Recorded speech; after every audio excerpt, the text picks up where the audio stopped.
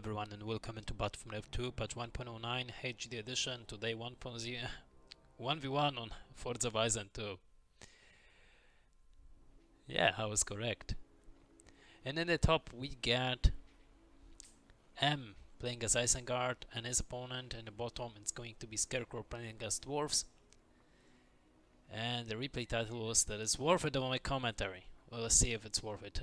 How do I get to know if it's worth it? I just pick up the replays that you sent me or asked me to do.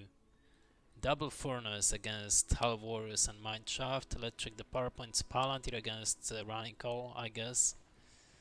We got Uruk Pit on the way. So yeah, again, M is on host. So that's definitely an advantage for such a player to be on your host. That's why BFME games are not very playable at the moment. There are not lots of players who are playing it. Dwarf sending his builders on the south and on the north near the trollers, or on the left and right side, however you're gonna call it. We got first battalion of pikes on the battlefield, and we're gonna receive some mineshafts near the wartlers over there, or maybe troller over there. Oh, it seems that it's going to be troller on the left. That dwarf is essentially going to creep first. As for the Isengard, he's going for Uruk-hai, so he's going to just rush his opponent, and it's pretty good. If he will be able to pick up this neutral mineshaft, this first mineshaft that dwarf produced near his base, he'll be in a really good position. Running call been used, so it seems that there is not going to be biting with builder for the dwarven side, and he's just going to creep the troller. Not essentially all the pikes are attacking the troll. As we can see, some of them are trying to destroy the cave troller, and lots of them been killed by troll. Even with running call, it shouldn't happen like that. Lots of them been killed, as you can see. One battalion of... oh, there we go. Uruk-hai is on the way. There is a builder for Isengard, so he knew how many guys in this battalion are still standing. Of course, there are guardians for dwarven player, and we'll see how it goes. A really good bait by the builder. There is a mineshaft, of course, for the dwarf, but it's really good bite on the builder by the Isengard player. We'll see who will receive the treasures. It seems that it's going to be dwarf, but who knows, and how it's going to be. Oh my god, 2 treasures went to Isengard, so it seems that he got upper hand, he got an advantage. Just the shield formation that those spikes are dead. They're good as dead already. The inn is going to be taken, but the mineshafts will go down by the Uruk-hais. Really good pickup by the Isengard over here. Pretty lucky, but still really good. Pikes on the way. Both the battalions. 2 battalions actually. So Isengard is going to creep by himself. And it's not the bad of the idea. He just destroyed the mineshafts of his opponent. Those spikes that are over there cannot creep actually. They're not that much. But definitely Guardians against Uruk-hais is a good idea. We'll see how Guardians will receive level 2 and maybe charge attack will be in use. So definitely Uruk-hais should get away. We get another assault on the top side. As we can see, pikemen of the Isengard will spot those guardians moving on, and there is a running call towards 2 battalions of guardians. How about Isengard? Isengard is going for the work pit. I could disagree with his idea of going for the work pit. I would rather go for another Uruk pit and create tons and tons of crossbows at the beginning. Later some berserkers maybe, but maybe we'll receive some micro. Definitely a line formation should be used over there. So this battalion of Uruk-hai could move faster. And let's see if Guardians are able to take down the Uruk pit. And are those spikes able to creep the Warclar? It doesn't seem like they just now started to do it, but they are losing ground over there. And definitely charge attack got to be used into those spikes. Is it going to happen? Not really, but 2 treasures went to Dwarf, 1 only for Isengard. So it's pretty good. We got lures on the battlefield. It's not the best idea if you're Isengard in this position. You don't have lots of command points, you got only 400. And thing is, that you need some units to overcome the spam of guardians that coming your way. So definitely you would like to go for another barrack and maybe berserkers instead of work pit, I assume, but we'll see how it goes. It seems that Lurs is going to try to level up to level 2 with Carnage ability. He could definitely take down lots of guardians, but as I said, if your opponent would spread his units, this Carnage ability is kind of useless. Then you can also use it once after every 40 seconds. Oh, we got charge attack into the crossbows and almost the entire battalion will be taken down. As for the Isengard, he got already 5 power points, so Carbines could be really useful against running call that will occur. We got more and more hobbits from the inn,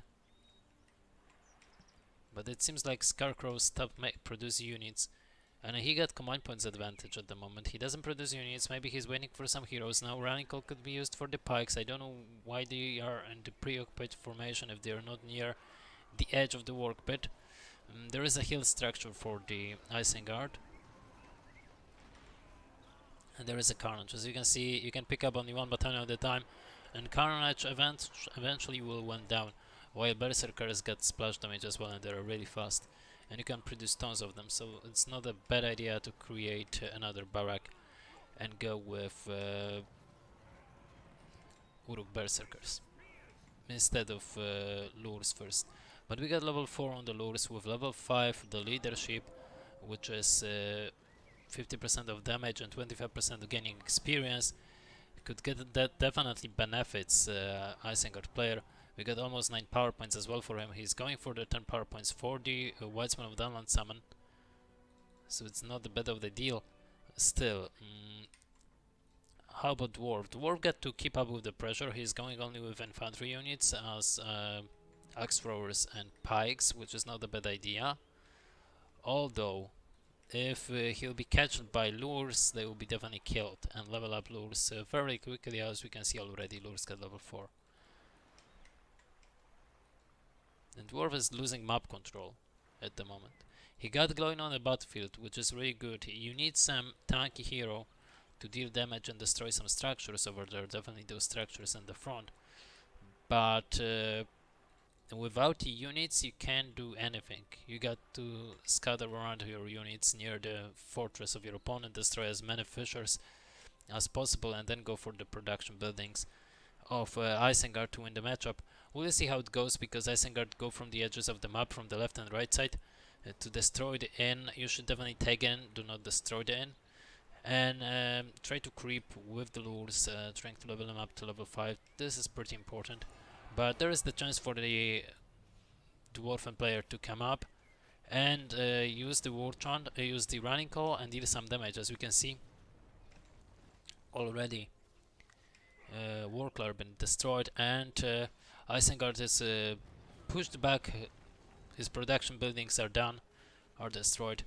Of course, there is the comeback, or rather counterattack. Wiseman of Dalan been summoned, but definitely take down as many production buildings as possible. Do not care about the fortress yet.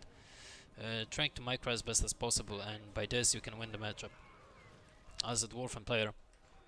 And Dwarven player is not losing that much. He got 10 power points already. So Hobbit Alliance maybe summon somewhere over there. Not near the fortress. I would assume to go in the edge of the map, destroying those furnaces. Do not go for the fortress. 2 battle towers over there. Third in the production, actually been taken down or destroyed. Some fire krakens. Really good concentrating the firepower on the hobbits by those towers over there, towers expansions. And this fire pit is completely out of position. It's not hitting the units nor hero. Level... Oh, no. Level 4 on the Gloin. With Slame Attack you can destroy those 2 expansion towers, if you know how to do it. And we got more and more units on the battlefield for the Dwarven player. But Isengard is coming back. We got Lures almost on level 5. 4.5. He's going to destroy the mineshaft. There is only one mineshaft that allows dwarves to get away on the battlefield. So it seems that the Gloin will be taken down and killed in this scenario. There is a Carnage, so Isengard knew that he got to take down this mineshaft. There is nothing else that Dwarf could do. The Isengard fortress received the armor.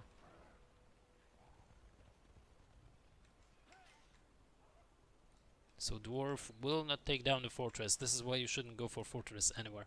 And now he is trying to take down those furnaces. A little bit too late. Lures on level 5 already. Working to receive level 6. Gloin out of position. He's trying to hide in the edge of the map, but definitely Isengard will spot him.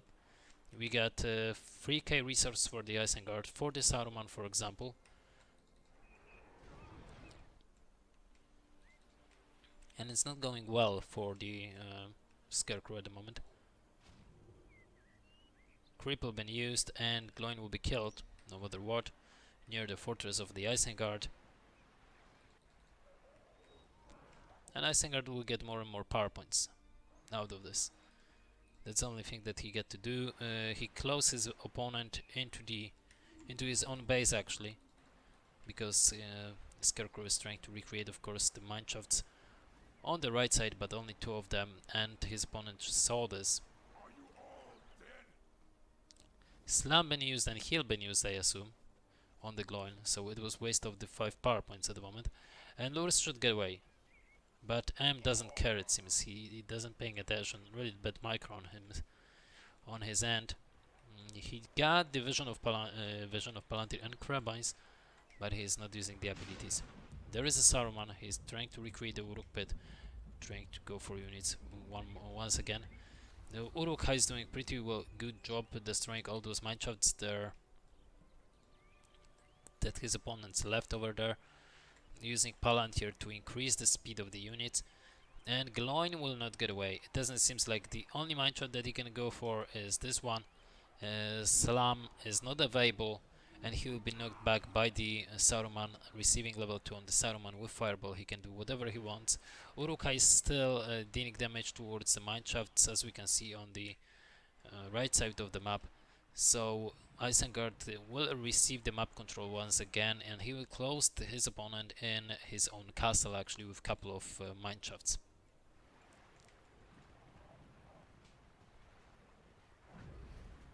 There is a Wizard Blast, not the best Wizard Blast, but enough to force the Dwarven forces to get away. There is a Fireball, just to level up Saruman a little bit more and give him more experience. Definitely Dwarf got to use those inns in the beginning of the game to get the early advantage, but he wasn't able to do it quite well, and this is why he got to recreate now his mineshafts on the other end of the map. And it's not going to work because his opponent got already Uruk pit. He is recreating the furnaces, and he can assault his opponent in a really good fashion. He gets Saruman on the battlefield with the Wizard Blast. This entire army of infantry units will be crushed by the mighty Saruman. There are Wise Men of Dawnland to stop moving from those units, and there is a Wizard Blast. Not the best Wizard Blast, but killing tons of units nonetheless. Gloin back on the field. He's only on level 4. He doesn't have even his helmet. He received his helmet on the level 6. And Scarecrow is in really big dangerous over there. He doesn't have units on the battlefield. He's going for banners, a little bit too late. Banners allows you to make cheaper your heroes. So if you're going for heroes, if you would like to make them cheaper, Slam been used, not dealing that much damage as well. Now Isengard got to do something. Isengard got to make a move from his base towards the left side over there. As we can see, 4 mineshafts on this side, definitely worth to destroy. He's going through the center. It's not a bad idea. You would like to destroy the production buildings of your opponent. Definitely this mineshaft on level 3, the main mineshaft that Dwarf is using to transport his units. And this is what Isengard is doing. Another Wizard Blast level 5 for the Saruman with Speechcraft. You can level up and give him more experience to your units, which Isengard currently doesn't have.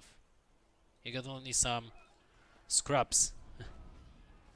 And you do not want to use the Speechcraft on the Wise Men of Dawnland. But really good usage of Palantir to boost the speed of your heroes and allow them to get away. Destroy the mineshaft on level 3, the main mineshaft of the dwarf. It's really good blow over there towards economy of dwarf. And the other end will be taken down. It doesn't seem good for the end, for the dwarven end of the game. He doesn't have that much units. He got all the free power points from the tier 1, which are heal, radical and rebuild, but only one power point on tier 2, which are Hobbit Alliance. He will get into the trap with Gloin, because there is already lures. Saruman is over there, could help lures and kill the Gloin once again, but it seems that doesn't need to be. Gloin and heal been used already. Hobbit Alliance been triggered, but I think yeah, even all the power points, even Radical been used, but there are carabines to the above the hobbits, and those hobbits will be killed. Also some firecrackers will be used, but it's not enough. One wizard blast can end their life pretty fairly and easily without losing lots of units, as we can see. Still, those crossbows are still alive. I don't know for how long. Those Warg Riders should get away and should stay alive near the fortress, but it seems that Isengard player doesn't care about micro at this point. He knew that he got almost 100% chance of victory over there, over his opponent, so he doesn't care that much. Another fireball. So as we can see, Dwarf was using all his power points and it gives him nothing, while Isengard just getting more and more power points, level up his heroes and get more ahead out of his opponent.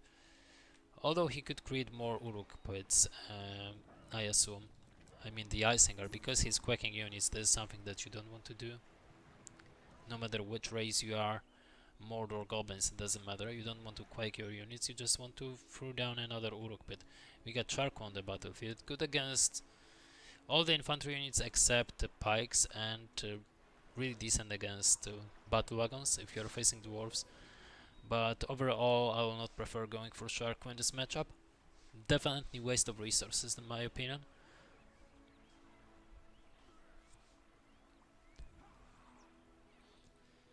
Because Charco may level up, but you cannot do anything with his abilities. And he costs 2k, so it's not worth it at this point. We got Watcher for Isengard player, and he'll crush the infantry units that come up out of the mineshaft for the Dwarven player. And Dwarf got to attack. You cannot go nearby those this Watcher with Gloin. But I don't know that Weizman and Dalan get to be summoned over there. To be honest, just destroy the mineshaft and you're good to go. Charco is way better than Gloin in one-to-one combat. And this creep should be done a long time ago by the Isengard, to be honest. Well, they're not creeping this at all. And all the units get trampled, no one getting level up, no treasures, so it's rather weird to not creep this. Of course, Isengard is going to lose the map control still. No units on the battlefield, no mineshafts. Mineshafts are not filled at all. 0 command points filled at all. Nothing could be done.